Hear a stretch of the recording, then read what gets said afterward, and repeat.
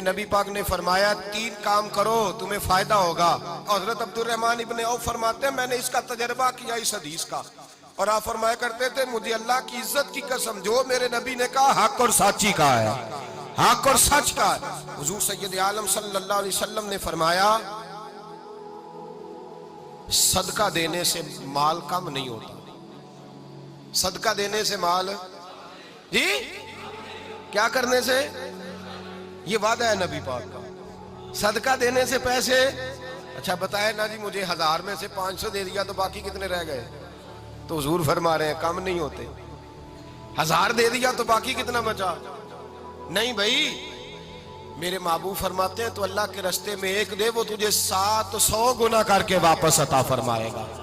نبی پاک نے فرمایا صدقہ دینے سے مال کم نہیں ہوتا, اور فرمایا معذرت کرنے سے عزت میں کمی نہیں آتی. معذرت کرنے سے عزت میں کمی, اللہ اکبر, معذرت کرنے سے عزت میں کمی. اور حد کر دی میرے حبیب نے, فرمایا تو رب کی رضا کے لیے عاجزی کر, تیرے نبی کا وعدہ ہے اللہ تجھے عزت عطا فرما دے گا. تو جھک جا اللہ کی رضا, عاجزی اختیار کر, سادگی اختیار کر, سادگی عاجزی کر, تجھے اللہ 2 باتیں اس میں ارشاد, ایک معذرت کر غلطی ہو جائے, اور دوسرا پہلے عاجزی کی بات سنیں.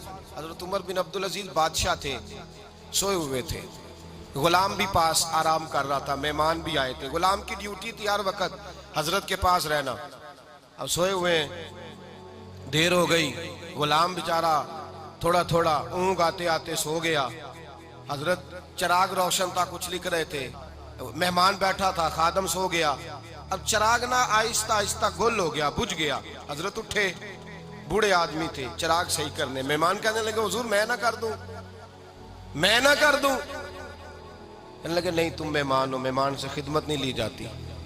تو اس نے کہا غلام کو جگائیے. فرمانے لگے ابھی تو بیچارہ سویا ہے اور نیند سے بیدار کر دوں. خود گئے, اس میں تیل دوبارہ ڈالا, بتی ٹھیک کی, جلائی, واپس آ گئے. وہ مہمان, اب بادشاہ کا مہمان بھی تو کوئی بادشاہ ہی ہوگا نا. کہنے لگا حضور آپ اپنے کام خود کرتے ہیں, کیا لفظ ہے, کیا حسن ہے, اور 2 جملوں میں کیا تاثیر ہے. آپ فرمانے لگے ہاں میں اپنے کام خود کرتا ہوں. جب میں گیا تھا تب بھی عمر بن عبدالعزیز ہی تھا, اور جب چراغ صحیح کر کے واپس آیا ہوں تو پھر بھی عمر بن عبدالعزیز ہی ہوں. میرے اندر کوئی تبدیلی آئی, میں وہی ہوں جو گیا تھا. حضرت سیدنا فاروق اعظم رضی اللہ تعالیٰ عنہ فرماتے میں بیٹھا تھا, اور ابھی 3 دن ہوئے تھے نبی پاک صلی اللہ علیہ وسلم کے وصال ظاہری کو. میں بیٹھا ہوا تھا, 2-3 بچیاں آ گئی, اور حضرت ابوبکر صدیق رضی اللہ تعالیٰ عنہ کے سامنے آ کے بیٹھ کے رونے لگی. جناب صدیق اکبر رضی اللہ تعالیٰ عنہ کا بچیوں روتی کیوں ہو؟ تو کہنے لگے آپ خلیفہ بن گئے ہیں, جب سے ہمارے ابا کا انتقال ہوا تھا ہمارا ذریعہ معاش یہ تھا